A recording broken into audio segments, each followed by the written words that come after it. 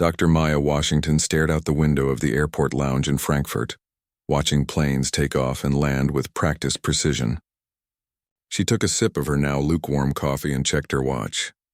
Just an hour until boarding would begin for her flight back to Washington, D.C. The International Conference on Aviation Safety Standards had gone well, but after 10 days away from home, she was ready to sleep in her own bed. Maya stretched her shoulders, feeling the stiffness from long days of presentations and networking. At 38, she had become used to the travel demands of her career, but that didn't make the jet lag any easier. She had deliberately dressed down today in comfortable jeans, white sneakers, and her favorite navy blue sweater. Her thick, natural hair was pulled back in a simple ponytail. The formal suits and perfect updos could wait until she was back at FAA headquarters. Her phone buzzed with a text from her assistant. "Safe travels. Chief committee briefing pushed to Thursday." Maya smiled. Being addressed as chief still felt new, even 3 months into her appointment as chief inspector at the Federal Aviation Administration. 20 years of hard work had brought her here, from engineering school to aircraft maintenance, then rising through the ranks of aviation safety. Now she oversaw the entire safety compliance division for all U.S. carriers. An announcement in German, followed by English, informed passengers that boarding would begin in 30 minutes for Flight 237 to Washington, D.C. Maya gathered her things, her small carry-on, purse and the folder containing notes from the conference. She made one final call to her mother back in Detroit. "Hey, Mom, about to board soon. Should be home by tonight. You sound tired, baby. Did you eat anything decent over there?" Maya laughed. "Yes, Mom. The Germans know how to feed people. I even tried something called schnitzel. Well, I've got your favorite casserole ready to warm up when you get back. Text me when you land. Will do. Love you." "Love you too. Be safe." The pre-boarding announcement came as Maya approached the gate area. It was busy, the large international flight nearly full. Business travelers in suits tapped on laptops while families corralled excited children. Maya found a seat at the edge of the waiting area and pulled out her Kindle. She had just downloaded a mystery novel for the flight. From her peripheral vision, she noticed the gate agents arrive at their stations. There were 2 of them, a woman with blonde hair tied in a neat bun who looked to be in her 50s, and a younger man, maybe early 30s, with short brown hair and a stiff posture. Maya watched as they set up the scanning equipment and shuffled through paperwork. The blonde woman picked up the microphone. "Good afternoon, ladies and gentlemen. We will begin boarding Flight 237 to Washington, D.C. in approximately 15 minutes. Please have your boarding passes and passports ready for inspection." Maya returned to her book, but something about the male gate agent caught her attention. He seemed unusually tense, scrutinizing each passenger's documents with an intensity that went beyond normal security procedures. When an elderly couple approached, she noticed how he barely looked at them while checking their German passports, waving them through with a tight smile. In contrast, when a young man with brown skin presented his documents, the agent, whose name tag read Kevin Brenner, held up the line for nearly 5 minutes, examining every page of the passport and asking repeated questions about the purpose of his visit to Germany. Maya's professional instincts kicked in. Part of her job was recognizing patterns in behavior that could indicate security risks, but also identifying when security personnel themselves might be creating unnecessary friction in the system. She watched as Kevin continued processing passengers, noting the difference in his demeanor depending on who stood before him. The boarding announcement came, calling for first-class passengers and those needing special assistance. Maya remained seated. Her boarding group would be called later. She continued to observe the gate proceedings with a practiced eye. A family with 2 young children approached Kevin's station. The parents, both wearing traditional Middle Eastern attire, handed over their documents. Again, Kevin's posture changed. His questions became more pointed, his tone sharper. The children, no more than 5 and 7 years old, looked up uncertainly at their parents as the questioning dragged on. Finally, after what seemed an unnecessarily long examination, Kevin let them through. The mother gathered their carry-on items while the father helped the children, both parents maintaining their composure despite the obvious singling out. Maya felt a familiar knot in her stomach. She had experienced and witnessed this kind of treatment throughout her career. As a black woman in aviation, she had often been the only person of color in the room during important meetings. She had learned to maintain her professionalism even when others questioned her credentials or expertise. Her boarding group was called, and Maya gathered her things. She joined the line, passport and boarding pass in hand. The line moved steadily through the blonde woman's station, but slowed considerably at Kevin's. Unfortunately, Maya found herself directed toward his line. As she approached, Maya made eye contact and offered a polite smile. "Good afternoon," she said. Kevin barely glanced up. "Passport and boarding pass," he said flatly. Maya handed over both documents. Kevin looked at her boarding pass first, then flipped open her passport. His eyes darted between the photo and her face, then back to the passport. "Purpose of your visit to Germany?" he asked, despite the fact that this question was typically reserved for immigration upon entry, not exit. "I was attending an aviation safety conference," Maya replied calmly. Kevin flipped through the pages of her passport more aggressively now. "This passport has quite a lot of stamps. You travel frequently?" "Yes, I do. It's part of my job." "And what job is that exactly?" His tone had shifted from disinterested to suspicious. "I work in aviation safety," Maya answered, keeping her response simple but truthful. Kevin's eyes narrowed. He held the passport up to the light, examining the watermarks and security features with exaggerated care. The passengers behind Maya shifted impatiently. "There seems to be an irregularity with this document," Kevin announced loudly enough for nearby passengers to hear. Maya remained calm. "I'm sorry, but there's nothing irregular about my passport.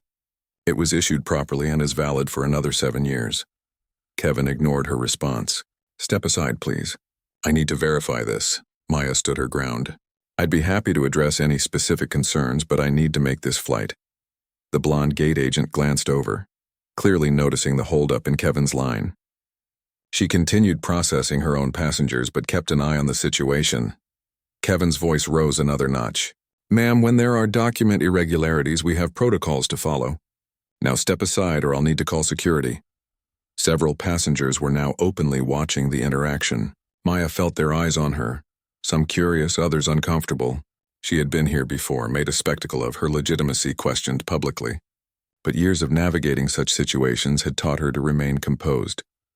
"I understand protocols very well," Maya said evenly, "but I assure you my passport is in order. Perhaps you could point out the specific issue you're seeing." Kevin flipped to a page where Maya had received an entry stamp from Japan last year. "This stamp is smudged. Could indicate tampering." Maya leaned forward to look. "That's simply an ink issue with the stamp itself. It happened when the agent in Tokyo pressed it onto the page. You can clearly see the official seal and date." Kevin's jaw tightened. He began examining another page with unnecessary force, bending the corner slightly. Maya noticed the intentional roughness with which he was handling her document. "Sir, I'd appreciate if you'd be more careful with my passport," she said firmly but politely. Something in Kevin's expression changed then, a flash of defiance, perhaps even anger.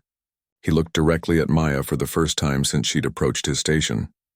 "If you're concerned about the condition of your passport," he said, his voice dripping with condescension, "perhaps you should have taken better care of it yourself." And then, as Maya watched in disbelief, Kevin deliberately pressed his thumb and forefinger on either side of a page and made a quick, sharp movement. The unmistakable sound of tearing paper cut through the ambient noise of the gate area. Gasps came from those closest to the desk who had witnessed what just happened. Kevin held up the passport, now with a visibly torn page for all to see. "As I suspected," he announced loudly, "this passport has been damaged and is no longer valid for international travel. I cannot allow you to board this flight." Maya stood perfectly still, processing what had just occurred.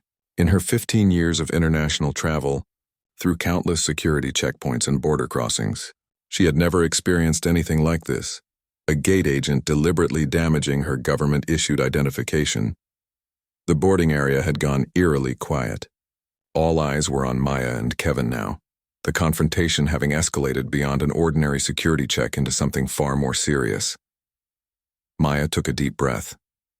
This moment would test everything she had learned about handling crisis situations. Remain calm, assess options, communicate clearly. But beneath her professional exterior, she felt a profound sense of violation, not just of her passport, but of her dignity, her authority, and her right to be treated with basic respect. Kevin's smug expression told her everything she needed to know. He had no idea who she was. No idea that the passport he had just damaged belonged to the chief inspector of the Federal Aviation Administration, the very person who oversaw safety and compliance for every U.S. airline, including the one he worked for. As the torn passport lay on the counter between them, Maya knew that what happened next would matter not just for her, but potentially for every traveler who had ever faced similar treatment at the hands of those who abused their authority. The flight would depart in 30 minutes. But before that could happen, Kevin Brenner was about to learn a very important lesson about making assumptions. The torn edge of the passport page seemed to hang in midair for a moment as Kevin Brenner held it up like a trophy. The surrounding passengers had fallen into a shocked silence, broken only by a few whispered comments and the sound of someone recording with their phone. "As you can see," Kevin announced with unmasked satisfaction, "this passport has been tampered with and is damaged. It cannot be accepted for international travel." Maya's heart pounded in her chest, but her face remained calm, a skill she had perfected over decades of being the only black woman in countless rooms where her authority was questioned. She looked directly into Kevin's eyes. "You just deliberately tore my passport," she stated, her voice level but firm enough to be heard by those nearby. Kevin's expression hardened. "I did not. This damage was already present, which is why I had to inspect it further." The page was hanging by a thread. A middle-aged woman standing behind Maya in line spoke up. "That's not true. I saw you tear it." "We all did." Kevin's eyes darted nervously to the growing crowd, but he doubled down. "Ma'am, please don't interfere with security procedures you don't understand." This passenger was attempting to travel with an invalid document. Maya took a slow, deep breath. In her 20 years in aviation, she had handled crisis situations that would make most people crumble. Aircraft near misses, emergency safety inspections, tense negotiations with international authorities. This situation required the same measured approach. "May I please speak with your supervisor?" Maya asked, her tone professional. Kevin's mouth curved into a slight smirk. "I'm the senior agent on duty at this gate. If you have a complaint, you're welcome to file it with customer service after you've arranged alternative travel plans. Now please step aside so I can assist other passengers." The blonde gate agent, who had been watching with increasing concern, stepped forward. "Kevin, perhaps I could—" "I've got this handled, Lisa," Kevin cut her off sharply. "We have a flight to board." Maya nodded slightly as if accepting the situation. Then she reached for her phone. "I understand. In that case, I need to make a quick call." Kevin waved dismissively. "Make it away from the gate area, please. You're holding up the line." Maya stepped to the side but remained within earshot of the desk. She dialed a number from memory and waited only 2 rings before it was answered. "Director Chen's office," answered a crisp voice. "This is Chief Inspector Washington," Maya said, her voice calm but caring enough for those nearby to hear. "I need to speak with Director Chen immediately regarding an incident at Frankfurt International." Kevin's head snapped up at her words, his expression changing from smug to uncertain. "One moment. Chief Inspector," the voice replied. Maya waited, phone to her ear, maintaining direct eye contact with Kevin. His earlier confidence was visibly wavering now. "Maya, what's happening?" came the voice of William Chen, Director of International Affairs for the FAA. "Bill, I'm at Frankfurt International Gate C-42, attempting to board my flight home after the ICAO conference. The gate agent has just deliberately torn my passport and is refusing me boarding." There was a brief silence on the line. "He did what?" "Tore my passport deliberately in front of witnesses." Maya kept her voice steady. "I'll need your help coordinating with our embassy here and arranging alternative documentation. But first, I think we need to speak with the airline's management." "Give me 2 minutes," Director Chen replied, his voice now deadly serious. "Don't move from that gate." Maya ended the call and returned to the counter where Kevin was hurriedly processing other passengers, deliberately avoiding her gaze. "Mr. Brenner," Maya addressed him directly. "I'll wait right here until your management arrives." Kevin's face flushed red. "Look, if you're trying to intimidate me with some fake phone call—" "Kevin," Lisa interrupted, her voice urgent as she held up her own phone. "That was corporate on the line. Regional Director Thomas is on his way down. Right now." Kevin's face paled slightly. "What? Why would—" He was interrupted by the arrival of a man in a sharp gray suit walking briskly toward the gate with the head of airport security beside him. The man's face was a mask of controlled panic as his eyes darted between Kevin, Maya, and the torn passport still sitting on the counter. "Dr. Washington?" he asked, approaching Maya with an extended hand. "I'm David Thomas, Regional Director for European Operations. I understand there's been an incident." Before Maya could respond, another commotion arose as two more officials approached, one wearing a suit with an American flag pin, the other in the uniform of the German Federal Police. "Chief Inspector Washington," the American called out. "Jason Reynolds, Deputy Chief of Mission, U.S. Embassy." Director Chen reached out. "We're here to assist with your documentation and ensure you can continue your journey." The passengers waiting to board were now openly staring, some recording the scene with their phones. The quiet murmurs had grown louder as people realized they were witnessing something extraordinary. Kevin stood frozen behind the counter. His face drained of color as he finally understood the magnitude of his actions and exactly who Maya was. David Thomas turned to face the gate agent.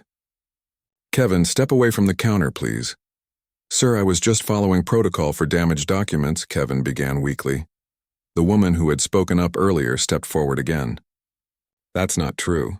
He deliberately tore her passport. "I recorded it on my phone." She held up her smartphone, where the screen showed a paused video. Several other passengers nodded in agreement. "I saw it too. It was completely intentional." He was treating her differently from the beginning. The airport security chief, a stern-faced woman with short gray hair, addressed Maya directly in accented but clear English. "Dr. Washington, we take such incidents extremely seriously. Would you be willing to provide a statement?" Maya nodded. "Of course. But my flight is scheduled to depart soon," David Thomas quickly interjected. "We'll hold the flight, Dr. Washington. This takes precedence." Kevin's face had gone from pale to ashen. There must be some misunderstanding. I was just doing my job." Maya finally turned her full attention to Kevin. "Your job, Mr. Brenner, is to ensure the safety and security of air travel while treating passengers with respect and dignity. It is not to make arbitrary decisions about who deserves to travel based on your personal biases." "I don't have any biases," Kevin protested weakly. "This is about document security, not—" "We have the video, Kevin," Lisa said quietly from beside him. She had viewed the footage on the passenger's phone and looked deeply disturbed. "It shows everything." David Thomas stepped closer to Maya, lowering his voice. "Dr. Washington, on behalf of the airline, I want to express our deepest apologies for this inexcusable incident. We will of course cover any expenses related to replacing your passport, and I assure you there will be serious consequences." The embassy official, Jason Reynolds, handed Maya a folder. "We've prepared temporary travel documentation that will get you home. The embassy can issue an emergency replacement passport within 24 hours if needed, but this will allow you to complete your journey today." Maya accepted the folder with a nod of thanks. "I appreciate the quick response." By now a small crowd had gathered around the gate area, drawn by the unusual activity. The scheduled boarding time had come and gone, but no one seemed concerned about the delay as they watched the drama unfold. The security chief turned to Kevin. "Mr. Brenner, please come with me. We need to take your statement regarding this incident." Kevin looked desperately at David Thomas. "Sir, please, I've been with the company for 7 years. This is just a misunderstanding." Thomas's expression remained stern. "Kevin, go with the security officer. We'll discuss your status with the company after a full investigation." As Kevin was led away, Maya felt no satisfaction, only a deep weariness. This wasn't the first time she had faced discrimination, and despite her position of authority, she knew it wouldn't be the last. The incident would be addressed, perhaps even make headlines. But the deeper problem remained. She glanced at the crowd of onlookers, noticing the mixed expressions on their faces: shock, sympathy, discomfort, and on a few, recognition, not of her specifically, but recognition of the pattern they had just witnessed, a pattern many had seen before or experienced themselves. David Thomas cleared his throat. "Dr. Washington, we've arranged for you to board first and upgraded your seat to first class. Again, I can't express enough how sorry we are for this incident." Maya nodded, gathering her belongings. "Thank you, but that isn't necessary. I'd just like to board with my original seat assignment, please." Of course, Thomas replied, looking slightly relieved that she wasn't making additional demands. Lisa will assist you right away. As Lisa processed her boarding, Maya noticed her hands were shaking slightly. I'm so sorry, the woman whispered. I should have stepped in sooner. I saw how he was treating you, but I didn't want to cause a scene. Maya gave her a gentle smile. Thank you for your concern. We all have moments when we could have done more. The embassy official handed Maya back her torn passport in a protective sleeve. We'll need this as evidence, but I've made a copy for your records. When you return to D.C., come by the State Department and we'll expedite a replacement. Thank you. Jason, please thank Director Chen for his quick response as well. As Maya prepared to board, the woman who had recorded the incident approached. Dr. Washington? I just wanted to say the way you handled that was amazing. So dignified and professional. I've emailed you the video in case you need it. Maya thanked her and finally proceeded down the jetway. As she walked toward the aircraft, she felt the weight of what had just happened settle on her shoulders. Not just the incident itself, but what it represented, how quickly her credentials, her humanity, her right to basic respect could be questioned despite all she had achieved. On the plane, Maya settled into her seat and closed her eyes briefly. Her phone buzzed with notifications, emails from her team at the FAA who had somehow already heard about the incident, messages from colleagues at the conference expressing outrage and support. A flight attendant approached, looking nervous. Dr. Washington? The captain would like to speak with you before we depart.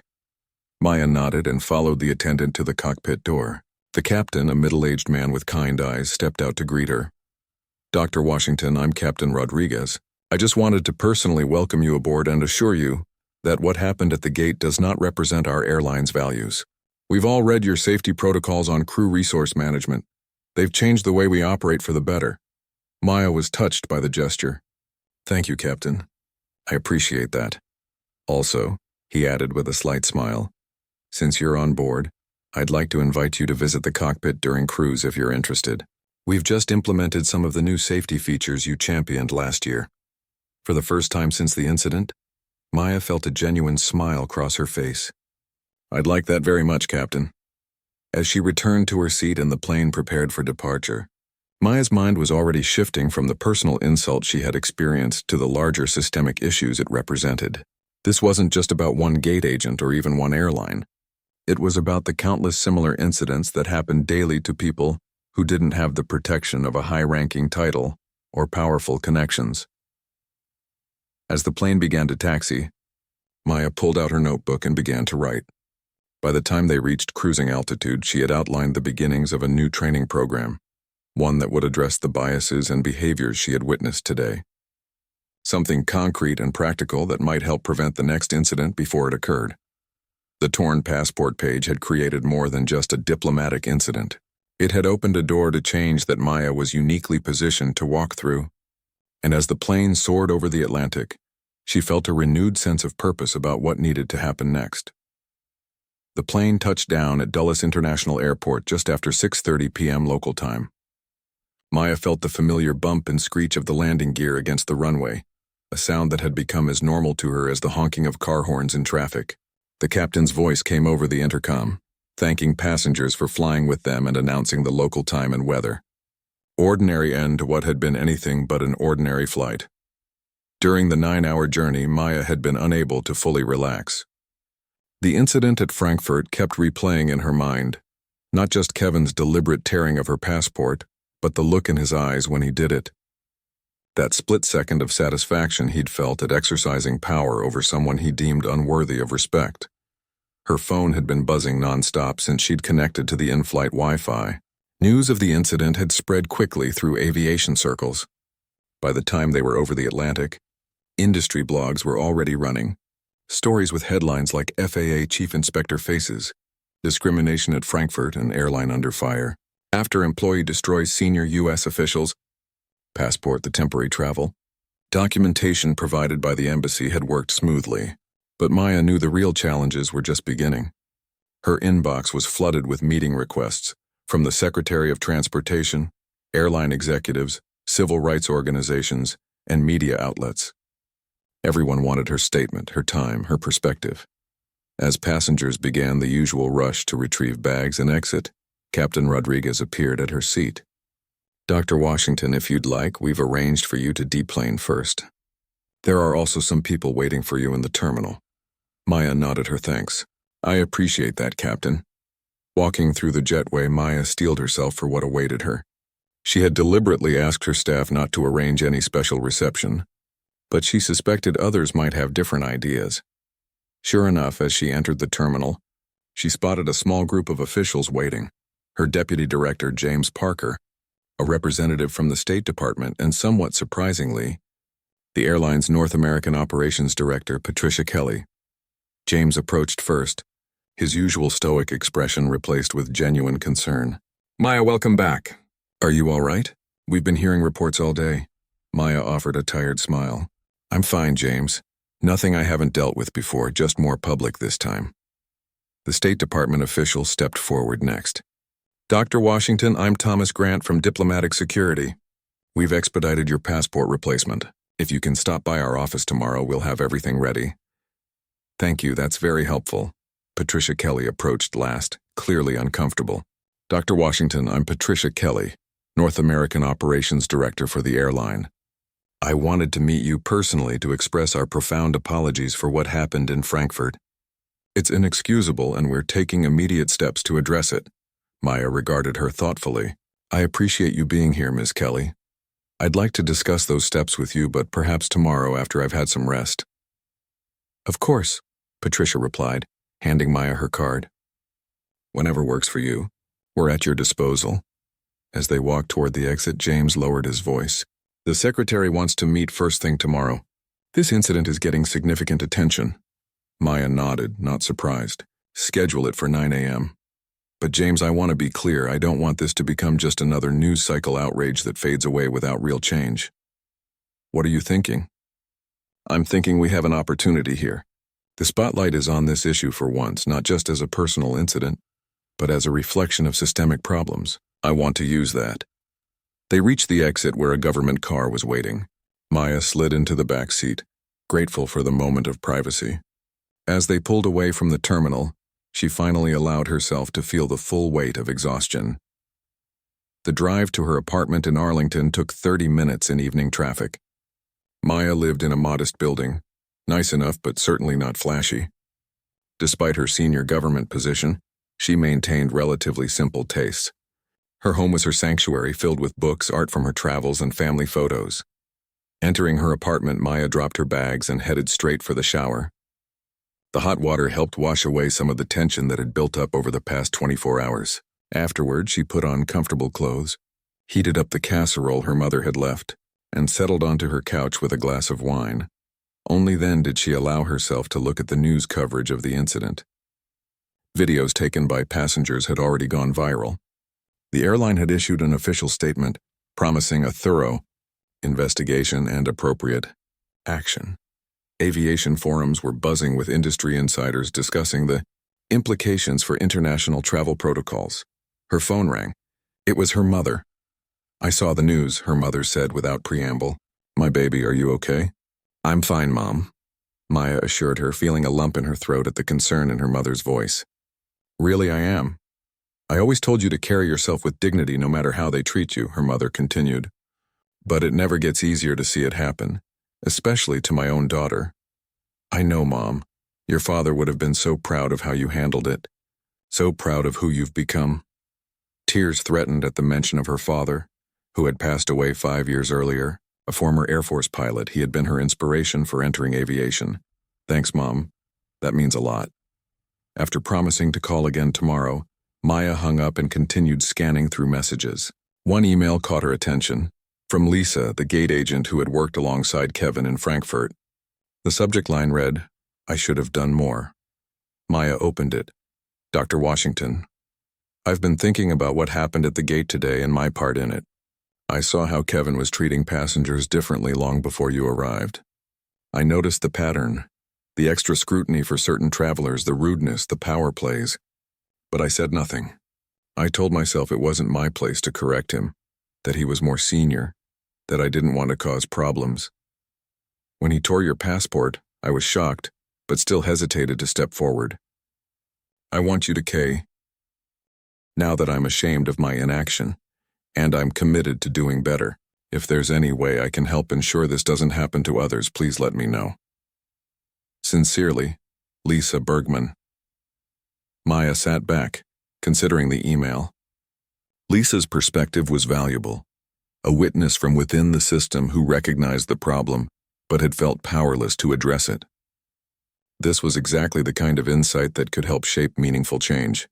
She typed a quick reply, thanking Lisa for her honesty, and asking if she would be willing to speak further about her experiences and observations.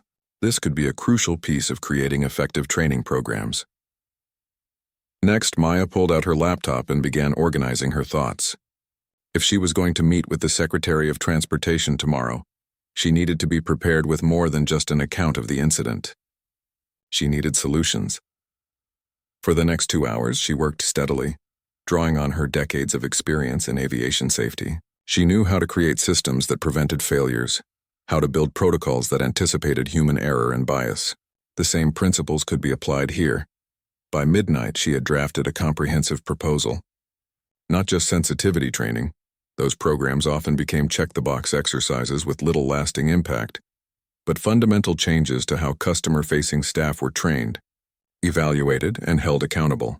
The proposal included a new set of protocols for document verification that reduced subjective judgment, 2, practical scenarios and simulations that revealed unconscious bias in action, accountability, measures tied to performance reviews, 4, anonymous, reporting systems for passengers and fellow employees, 5, regular audits using undercover evaluators. Maya saved the document and closed her laptop. Tomorrow would be a long day, but she felt prepared. This incident, painful as it was, could become a catalyst for real change if handled properly. As she prepared for bed, her phone buzzed with a text from James. Just heard from Frankfurt. Kevin Brenner has been suspended pending investigation. Airline PR asking if you want to press charges. Maya considered this. Her instinct wasn't punitive. Firing one employee wouldn't solve the underlying issues. But there needed to be consequences, both for accountability and to signal the seriousness of the matter. She texted back, "Not interested in charges at this point, but I want him to be part of the solution. Tell them I'll discuss further tomorrow." Sleep came easier than she expected that night. Perhaps it was the exhaustion of the day, or perhaps it was the sense that she was approaching this incident not just as a victim seeking redress, but as a leader seeking transformation. Morning arrived with the soft chime of her alarm at 6:30 a.m. Maya went through her usual routine: coffee, quick workout, shower, professional attire. Today she chose a navy blue suit with subtle gold accents. Professional, authoritative, but not intimidating. She had learned long ago that every detail of her appearance would be scrutinized in ways her male colleagues never experienced. The government car arrived promptly at 8:30 to take her to the Department of Transportation headquarters. James was already waiting in the lobby when she arrived, tablet in hand with the day's schedule. "Morning briefing notes," he said, handing her the tablet. "The secretary has cleared his calendar until 10:30 for you. After that, we have the airline executives at 11, followed by lunch with the Civil Aviation Authority representatives who flew in this morning." Maya raised an eyebrow. "They flew in from the UK just for this?" James nodded. "This incident has international implications, Maya. It's raising questions about document inspection protocols across borders. The British, Canadians, and Japanese have all reached out." They walked toward the elevator that would take them to the secretary's office. "One more thing," James added. "There's been a formal request from the Congressional Transportation Committee for you to testify next week. They're framing it as a hearing on international travel documentation security, but it's really about this incident." Maya took a deep breath. The political dimensions were expanding rapidly. "Let's focus on the secretary first, then we'll handle the committee." Secretary Thompson was waiting in his office, a spacious room with views of the National Mall.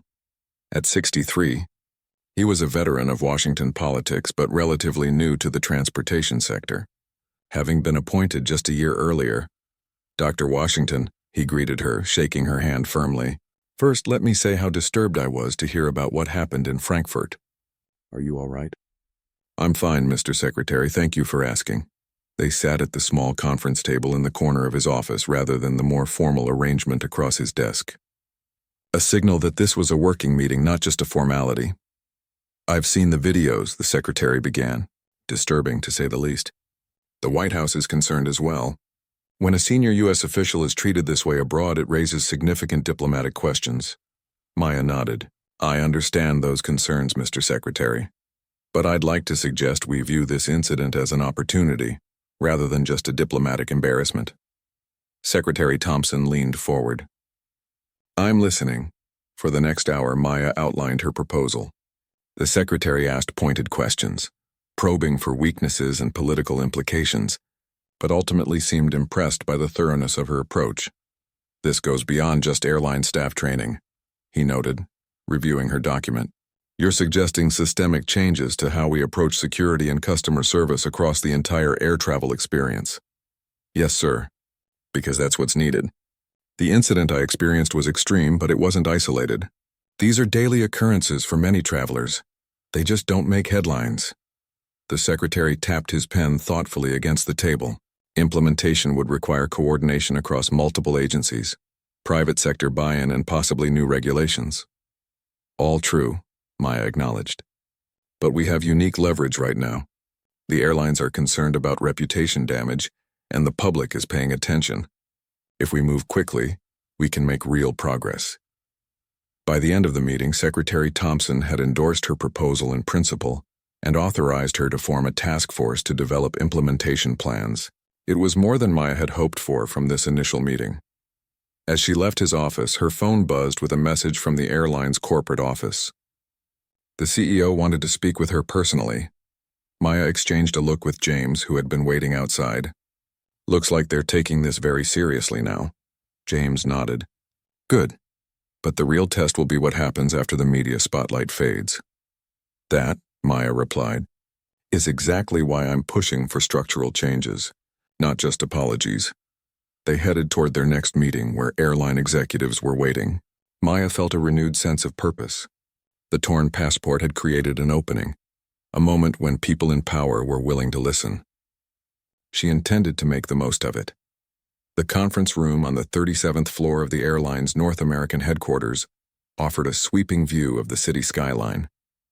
5 people sat around the polished mahogany table, tension evident in their postures. Maya sat calmly on one side, with James beside her taking notes. Across from them sat the airline's CEO Robert Wilson, Chief Operating Officer Diane Chen, and Head of Customer Experience Taylor Jackson.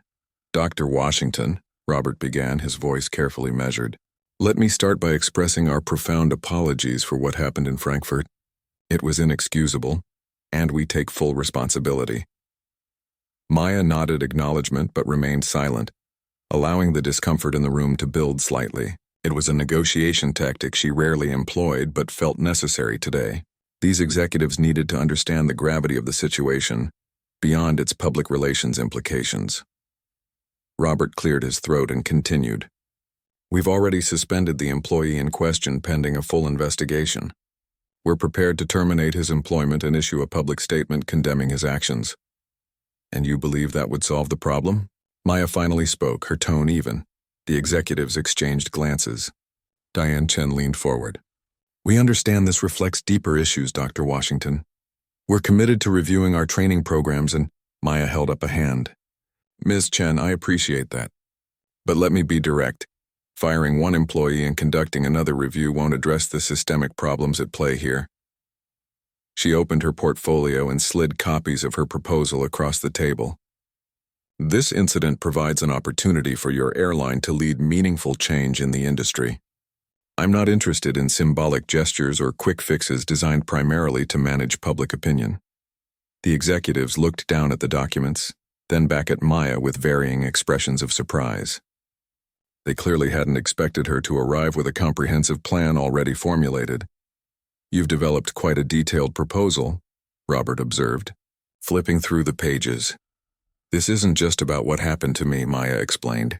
"It's about the thousands of similar incidents that happen every day to people who don't have my title or connections. People who have no recourse when they're humiliated, delayed, or denied service based on how they look." Taylor Jackson, the customer experience head, was reading the proposal with growing interest. "Some of these recommendations align with initiatives we've been considering. particularly the structured document verification protocols and the anonymous reporting system. I'm glad to hear that, Maya replied. Implementation should be easier then. But others would require significant resources, Robert pointed out. The oversight committee structure, the third-party auditors, the compensation protocols for affected passengers. Maya met his gaze directly. Mr. Wilson, what would you estimate is the cost of implementing these recommendations company-wide? Robert hesitated. Initial assessment? Several $1,000,000 plus ongoing operational costs. And what's the cost of the reputational damage from incidents like what happened in Frankfurt? The lawsuits? The lost business from travelers who choose other airlines because they don't feel respected by yours? Diane Chen nodded slowly. She has a point, Robert. We're already seeing booking impacts from this incident alone. For the next hour, they discussed the proposal in detail. The executives raised concerns, suggested modifications, and occasionally pushed back on specific points. But the conversation remained productive, with a clear sense that something concrete would emerge. There's one more thing, Maya said as the meeting was wrapping up. Kevin Brenner. The executives tensed at the mention of the gate agent's name. I don't want him simply fired and forgotten, Maya continued. That wouldn't serve anyone's interests, not yours, not mine, and certainly not the broader goal of creating lasting change. Robert looked confused. What exactly are you suggesting, Dr. Washington? I want him involved in developing the new training protocols. After appropriate consequences and his own training, of course. The suggestion was met with stunned silence. You want the employee who tore your passport to help create our new anti-bias training? Diane finally asked. Maya nodded. Transformation is more powerful than punishment.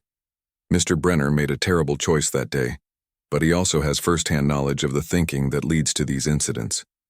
That perspective, properly channeled, could be valuable. It's an unusual approach, Robert said carefully. It's a human approach, Maya corrected, and sometimes those are the most effective. As they prepared to leave, Robert pulled Maya aside. This isn't what I expected from this meeting, Dr. Washington. I thought we'd be discussing damage control. Instead, you've given us a roadmap for meaningful change. Sometimes it takes a crisis to create opportunity. Mr. Wilson, the question is whether we have the courage to seize it. After the airline meeting, Maya and James headed to their next appointment at the State Department to get her replacement passport. The process had indeed been expedited, and within 30 minutes Maya had a new passport in hand. That might be a record, James commented as they left the building. I've never seen the State Department process anything that quickly. Maya smiled wryly. Amazing what's possible when there's sufficient motivation. Her phone rang, the airline's PR department.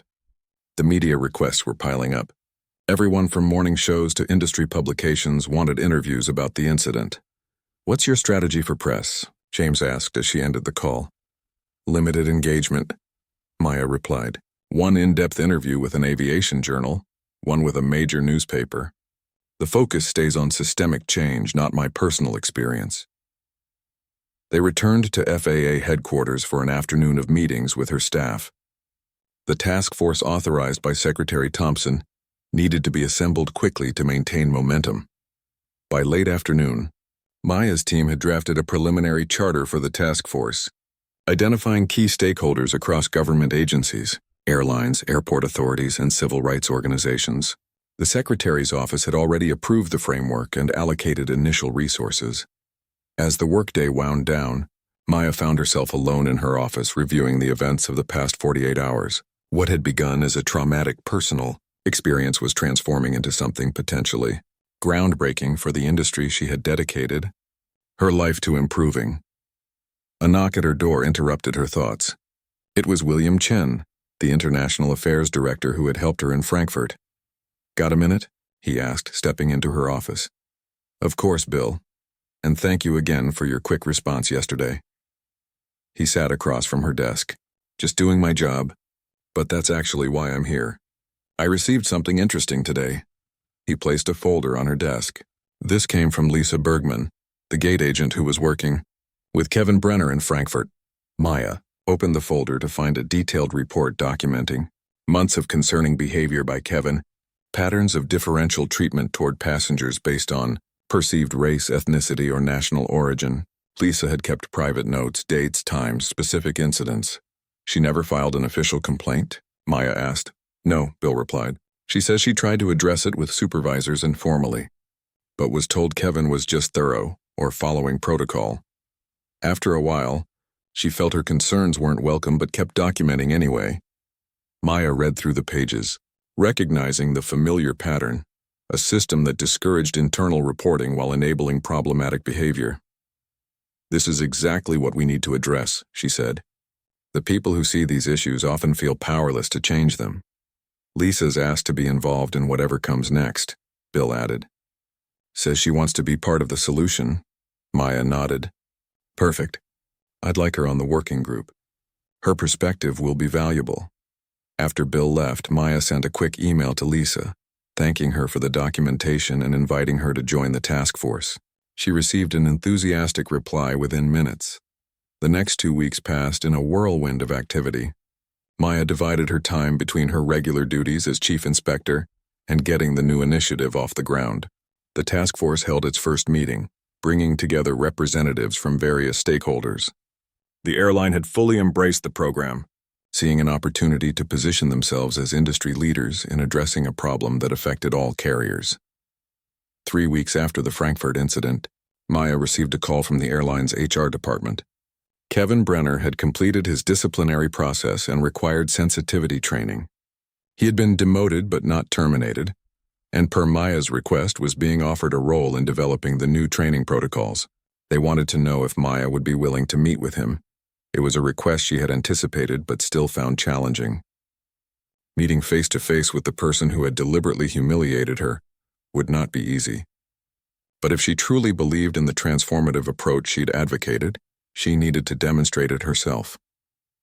Set it up, she told the HR representative, but in a neutral location, not at your offices or mine. They arranged to meet at a small conference room in a downtown hotel. Maya arrived early, giving herself time to center her thoughts. She wasn't sure what to expect from Kevin: remorse, defensiveness, or perhaps just corporate-mandated apologies. When Kevin entered the room, he looked markedly different from the smug gate agent in Frankfurt. His posture was less rigid, his expression uncertain. He had aged somehow, the confidence replaced by what appeared to be genuine discomfort. Dr. Washington, he began awkwardly as he took a seat across from her. Thank you for agreeing to meet with me. Maya nodded but remained silent, waiting. Kevin took a deep breath. I've been through a lot of training these past weeks, about bias, about power dynamics, about the impact of my actions, but none of it has been as powerful as simply living with what I did. He looked down at his hands. I've watched the video of myself tearing your passport dozens of times now. The company made me analyze it as part of my process. Each time I see something worse in my expression, in my body language, I see someone I don't want to be. Maya studied him carefully. Why did you do it, Kevin? He didn't answer immediately, seeming to struggle with the question. The easy answer would be that I was having a bad day, or that I thought there was actually something wrong with your passport. But that would be a lie. Kevin finally looked directly at her. The truth is, I saw someone who didn't fit my image of what an international business traveler looks like. Someone I thought I could exercise power over without consequences. I made assumptions based on nothing but appearance, and then I got angry when you didn't show the deference I thought I deserved. It was more self-awareness than Maya had expected. That's a hard thing to admit, she acknowledged. It's the least of what I owe, Kevin replied. I understand if you don't want me involved in this program. I'd completely understand if you just wanted me gone. Maya considered him for a moment. Actually, Kevin, I specifically requested your involvement. Do you know why? He shook his head. Because real change doesn't come from removing every person who makes a mistake. It comes from transforming the thinking that leads to those mistakes in the first place. You've experienced that transformation firsthand. That's valuable.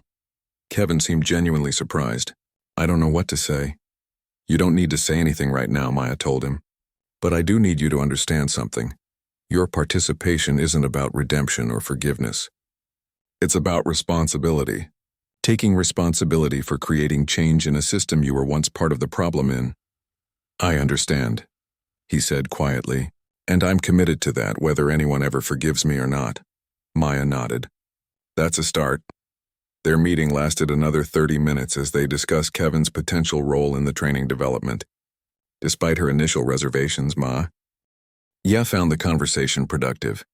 Kevin had clearly done significant reflection on his actions and their broader implications. As they concluded, Kevin hesitated before asking, "Dr. Washington, can I ask why you didn't press charges?" "You could have. The evidence was clear." "Punishment is easy," Maya replied. "Transformation is harder, but ultimately more valuable. I wasn't interested in seeing you face legal consequences as much as I was interested in seeing real change in the system. Sometimes that means taking a different path." When they parted, there was no dramatic reconciliation, no emotional breakthrough, just two professionals committed to addressing a problem from different perspectives. It wasn't about forgiveness or friendship. It was about the work. Back at her office, Maya found James waiting with news. The airline had just announced the implementation of the first phase of her proposal, the structured document verification protocol that removed subjective decision-making from the process. "They're moving quickly," he noted, showing her the press release. "Good. We need to maintain momentum." The secretary's office called too. "The White House is interested in expanding parts of your proposal to all U.S. carriers through regulatory requirements." Maya smiled slightly. The ripples were spreading wider than she had initially hoped. What had begun as a personal humiliation was evolving into meaningful industry change. Later that evening, as she worked late in her office, Maya received an email that caught her attention. It was from a young black woman studying aviation management who had seen news coverage of the Frankfurt incident.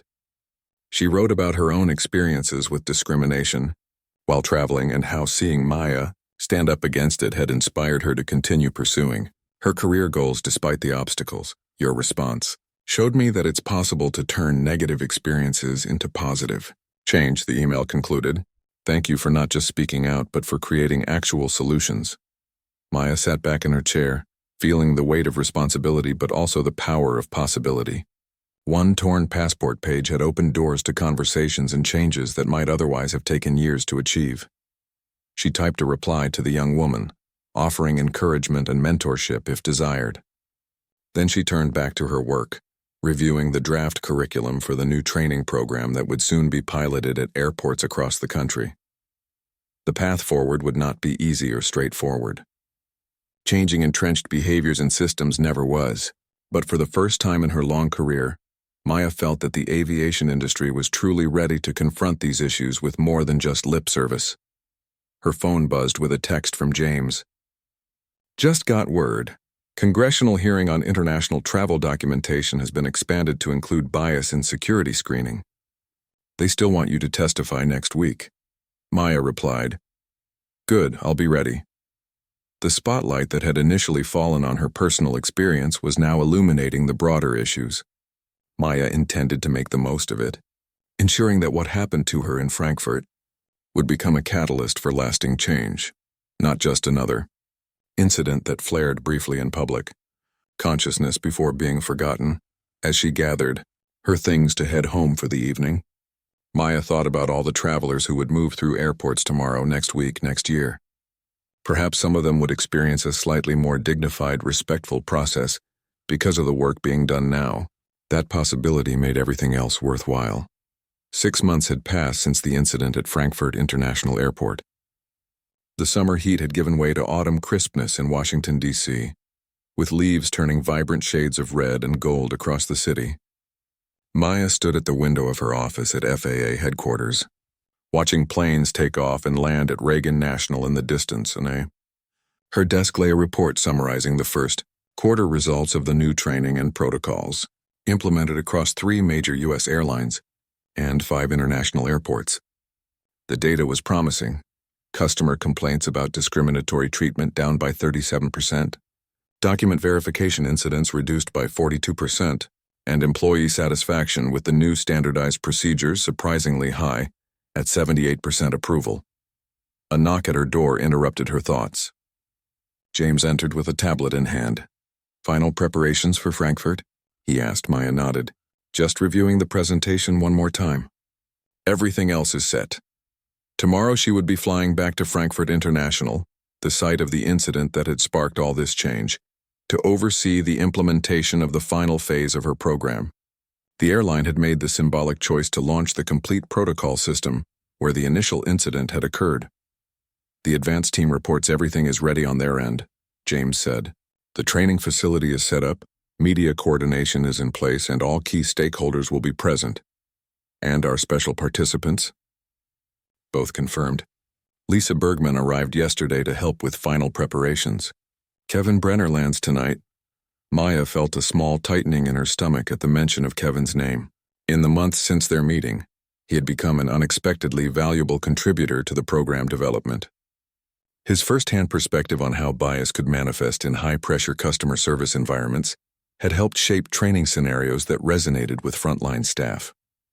Still, she hadn't seen him in person since that hotel meeting 6 months ago. "Any word from the secretary's office?" she asked, changing the subject. James smiled slightly.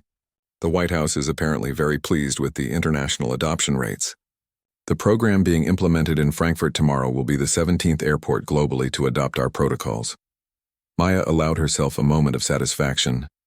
What had begun as a response to a personal humiliation had evolved into something much larger, a fundamental shift in how airlines and airports approached the intersection of security, customer service, and human dignity. The rest of the day passed in a flurry of preparation. By evening, Maya returned to her apartment to pack for the trip. As she carefully placed clothes in her suitcase, her gaze fell on a small frame on her dresser, a news photograph taken moments after the incident 6 months ago, showing her standing tall beside her torn passport. She had kept it as a reminder of why this work mattered. Her new passport lay on the bedside table, ready for tomorrow's journey. This time she would be traveling not as an anonymous passenger to be judged by assumptions, but as the architect of a program being celebrated for its effectiveness. The next morning dawned clear and cool. Maya arrived at Dulles International 3 hours before her flight. Not because she needed the extra time, but because she wanted to observe the check-in and security processes through the lens of the improvements that had already been implemented domestically. She watched as diverse travelers moved through the system, families with young children, business travelers, elderly couples, people of various ethnic backgrounds and religious dress. The interaction seemed smoother, more consistent, with standardized language and protocols visible in the staff's approach. A young gate agent who didn't recognize Maya efficiently verified an older Middle Eastern man's travel documents using the new scanner system that reduced subjective decision-making. The process was quick, respectful, and the same as it had been for the white businessman just before him. Small changes, but meaningful ones. Her flight departed on time, and for once, Maya allowed herself to relax during the journey. She had traveled this route dozens of times for work, but this trip felt different. A closing of a circle, perhaps. After landing in Frankfurt, she was met by a small delegation including the airport's head of operations and the airline's European training director. They escorted her to a hotel near the airport where she would rest before tomorrow's full day of activities. In her hotel room, Maya reviewed her notes one final time before allowing herself to sleep. Tomorrow would be challenging but important, facing the place where she had been humiliated, now transformed into a site of positive change. Morning arrived with typical German efficiency, a knock at precisely the time she had requested for her wake-up call. After preparing for the day, Maya headed downstairs to meet her team. James was already in the lobby, along with 2 FAA colleagues who had traveled ahead to help with preparations. They briefed her on last-minute details as they drove to the airport. The training center was located in a separate building adjacent to the main terminal. As they approached, Maya could see the media presence already gathering, cameras and reporters positioned strategically to capture the day's events. Inside, the large room had been arranged with training stations demonstrating various aspects of the new protocols. Airline staff from across Europe had gathered to participate in this launch event, with Frankfurt's own employees featured prominently. Maya spotted Lisa Bergman chatting with a group of gate agents near the document verification station. The blonde woman looked up and waved when she saw Maya enter. "Dr. Washington," Lisa greeted her warmly. "Everything is ready for the demonstration." "Thank you, Lisa. Your work on this has been invaluable." Lisa's smile turned serious. This program means a lot to me. I spent years watching incidents like yours happen and feeling powerless to stop them. Having clear protocols and actual support from management changes everything for people in my position." Maya nodded, understanding. Lisa represented the often overlooked perspective in these situations, the bystanders who recognized problems but lacked pathways to address them effectively. The airline's European director stepped forward to introduce himself. "Dr. Washington, we're honored to have you here today. If you're ready, we'll begin the formal proceedings in 15 minutes. "I'm ready," Maya confirmed. "But first, I'd like to check on the bias recognition station." She made her way across the room to where several interactive terminals were set up. These workstations featured simulation exercises designed to help staff recognize subtle patterns of bias in their decision-making. It was the most innovative and potentially transformative element of the entire program, and it was being overseen by Kevin Brenner. Kevin looked up as she approached, his expression a complex mixture of respect and lingering shame. He had lost the arrogant posture that had characterized him during their first encounter. Now he stood with the humility of someone who had confronted difficult truths about himself. "Dr. Washington," he greeted her formally, "the simulations are all functional and ready for demonstration." "Thank you, Kevin. How are participants responding to this module?" "It's challenging for them," he admitted, "especially recognizing their own patterns of differential treatment." "But that's the point, isn't it?" "It should be uncomfortable," Maya nodded. "Growth usually is." There was an awkward pause before Kevin spoke again. "I want to thank you, Dr. Washington. Not for forgiving me, I know that's not what this is about, but for turning what happened into something constructive. You could have just had me fired and moved on. That wouldn't have changed anything in the system," Maya replied simply. "No, it wouldn't have." Kevin gestured to the terminals around them. "But this might." Their conversation was interrupted by the announcement that the official program was about to begin. Maya made her way to the front of the room where a podium had been set up. Camera flashes greeted her as she took her position. The airline's CEO made brief opening remarks, followed by the airport director. Then it was Maya's turn to speak. 6 months ago, I stood at a gate not far from where we are now, and experienced firsthand how security protocols could become weapons of humiliation when mixed with unchecked bias, she began. What happened to me that day was not unique, it was simply visible because of my position. She paused, looking out at the diverse faces watching her intently. Every day, travelers face moments of dignity or indignity at airports around the world. They're judged not by the content of their documentation, but by assumptions about who they are based on how they look, how they dress, how they speak, or where they come from. Maya gestured to the training stations around the room. What we're launching today isn't just about preventing incidents like mine. It's about recognizing that security and respect are not opposing values. We can create systems that are both secure and humane. We can train staff to be both vigilant and fair. We can build processes that protect our airlines while preserving human dignity. The formal presentation continued with demonstrations of each component of the program: the standardized document verification protocols, the bias recognition training, the accountability systems, and the anonymous reporting mechanisms for both passengers and staff. Media representatives moved from station to station, filming demonstrations and conducting brief interviews. The airport director proudly showed off the new document verification technology that removed subjective judgment from the process. At the bias recognition station, Kevin delivered a surprisingly powerful presentation, using his own experience as a case study in how unconscious biases can manifest in seemingly neutral procedures. He didn't shy away from his role in the original incident, but instead used it to illustrate the importance of the new training. "I thought I was just doing my job," he explained to the gathered journalists. "I didn't recognize how my assumptions were influencing my actions. This training helps staff see those patterns before they lead to harmful incidents." By midday, the formal presentations had concluded, and the event transitioned to hands-on training sessions for staff. Maya circulated through the room, observing the activities and answering questions.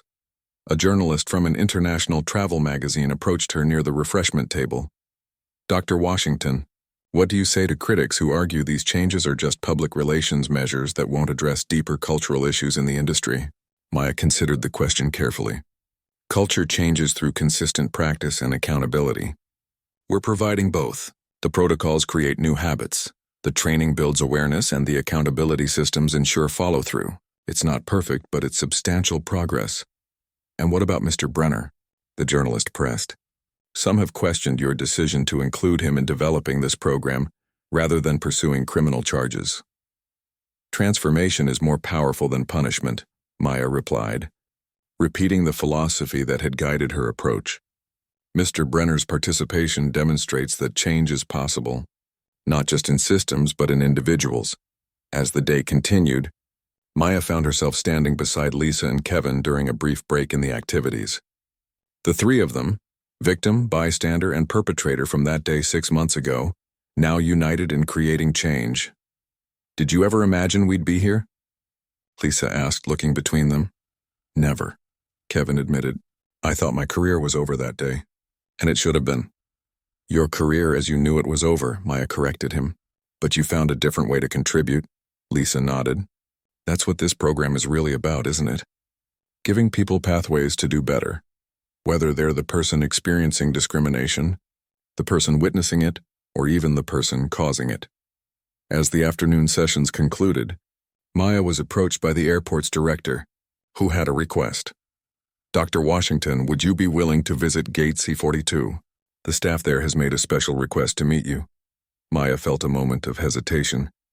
Gate C-42, where the incident had occurred. She hadn't planned to revisit that specific location. Of course, she agreed after a brief pause. They walked through the terminal, past shops and restaurants filled with travelers. As they approached Gate C-42, Maya was surprised to see a small gathering of gate agents waiting. Among them were several who had been working the day of her incident, including 2 who had come forward as witnesses. The lead agent, a middle-aged man named Thomas, stepped forward. Dr. Washington, we wanted to thank you personally. The changes you've initiated have made our jobs better and more meaningful. We take pride in treating every passenger with respect while maintaining security. He gestured to the counter where her passport had been torn. What happened here was a failure on many levels. But from that failure has come significant improvement. One by one, the agents shared brief stories of how the new protocols had helped them navigate difficult situations more effectively, resolve potential conflicts before they escalated, and feel more confident in their decision-making. As Maya listened, she felt an unexpected sense of closure. The location that had been a site of humiliation was being reclaimed as a place of progress. After the meeting, Maya found herself alone at the gate area for a moment. The busy terminal continued around her, passengers rushing to flights, announcements echoing overhead, the normal controlled chaos of airport life. She watched as a young black woman approached the counter with her passport and boarding pass. The agent greeted her with the same professional courtesy she had shown the previous passenger. The document verification was thorough but respectful, the interaction brief but dignified, a small moment invisible to most. But to Maya, it represented everything she had worked for these past 6 months. Later that evening, at a small reception celebrating the program launch, Maya found herself speaking with the airline's CEO. The preliminary data from our pilot locations is extremely positive, he told her, not just in terms of reduced complaints, but also improved efficiency and staff morale. It turns out that clear protocols actually make everyone's jobs easier. That's often the case, Maya agreed. Bias doesn't just harm its targets, it creates inefficiency and inconsistency throughout the system. We're already receiving inquiries from other airlines interested in adopting the program, he continued. Your incident was unfortunate, Dr. Washington, but the response has been transformative for the industry. As the reception wound down, Maya stepped outside for a moment of quiet reflection. The airport's lights illuminated the night sky, planes taking off and landing in their choreographed dance. James joined her on the terrace. Successful day, he observed. Very, Maya agreed. But it's just the beginning. The secretary called, James informed her. The program has been approved for implementation at all U.S. international gateways. Congress has allocated funding for the next fiscal year. Maya nodded, satisfied but not surprised. The program's early success had built momentum that was becoming self-sustaining. What's next? James asked. After we finish the global implementation, Maya had been considering this question herself. The passport incident had opened doors and created opportunities that extended beyond this specific program. "I'm thinking about a broader approach to human dignity in transportation systems," she said. "Not just airports, but all the spaces where people are processed, evaluated, and sometimes dehumanized in the name of efficiency or security." James smiled, already looking beyond the horizon. "That's why you're the chief." The next morning, Maya prepared to return to Washington. Her flight would depart from Gate C-42, a coincidence that felt like the universe coming full circle. As she approached the gate, she saw Kevin working alongside the regular staff, demonstrating elements of the new verification system. He noticed her arrival and approached with a professional nod. "Your flight is on time, Dr. Washington. Everything is in order with your documentation." Maya handed him her passport, the new one issued after he had destroyed her previous one. He processed it according to the protocols they had developed together, his movements careful and standardized. "Thank you for your patience," he said, as he returned her documents. "Have a safe flight." There was no dramatic moment of forgiveness or reconciliation. None was needed or expected. This was simply the system working as it should, with respect and professionalism replacing bias and power plays. As Maya boarded her flight home, she thought about the journey of the past 6 months. A torn passport page had created an opening for change that might otherwise have taken years to achieve. The humiliation she had experienced had been transformed into a catalyst for improvement that would benefit countless travelers. Looking out the window as the plane lifted off from Frankfurt, Maya reflected on how large systems change, rarely through grand revolutions, but more often through small moments of crisis that create openings for new approaches. The torn passport had been such a moment, and she had seized it.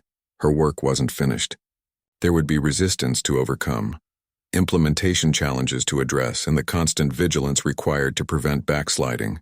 But the foundation had been laid for something meaningful and lasting. As the plane climbed through the clouds, Maya opened her laptop to begin working on her next initiative. The incident at Frankfurt would always be part of her story, but it would be remembered not as a moment of victimization, but as the beginning of a transformation that made air travel more humane for everyone. A flight attendant paused beside her seat. "Dr. Washington, the captain asked me to give you this." She handed Maya an envelope. Inside was a brief note. "Dr. Washington, I wanted to thank you personally for your work on the new protocols. My daughter travels internationally for business, and as a Black woman, she has experienced many of the issues your program addresses. Knowing that her future travels will be more dignified because of your efforts means a great deal to me. Captain Rodriguez." Maya smiled, remembering the kind pilot who had welcomed her aboard after the incident 6 months ago. These were the connections that mattered, the real people whose lives were improved by systemic change. She tucked the note into her portfolio and returned to her work, already planning the next steps in a journey that had begun with a torn page, but would continue with rebuilding entire systems. One protocol, one training, one mindset shift at a time.